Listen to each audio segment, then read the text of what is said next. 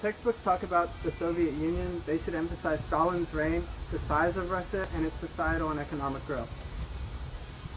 You can see the Soviet Union is really large from the map, and it has 15. This is important because Russia controls 15 countries and 7 satellite countries.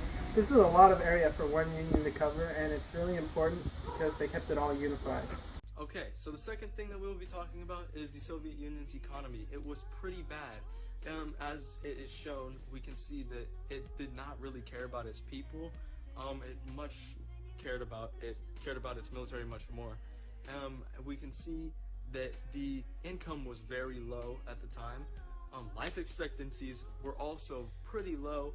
We can see the literacy rate from 1915 was not good, but then it went up, magically. We can see that the World War II deaths were, much more than the United States, which was also terrible.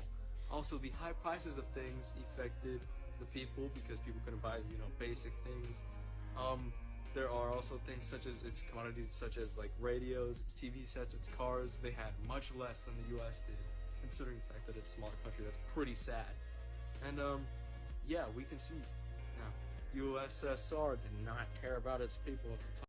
And lastly, it's important that we talk about Joseph Stalin's reign. His reign was called the Great Terror because he killed over 1 million people using different methods like secret police.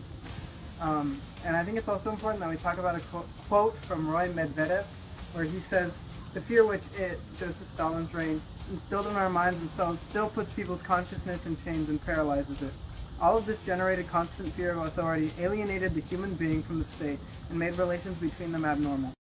So this brings us back to our main claim, which was what 3 things should be included in textbooks.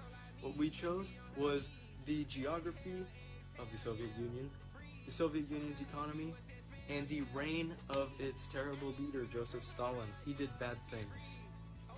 Thanks, guys.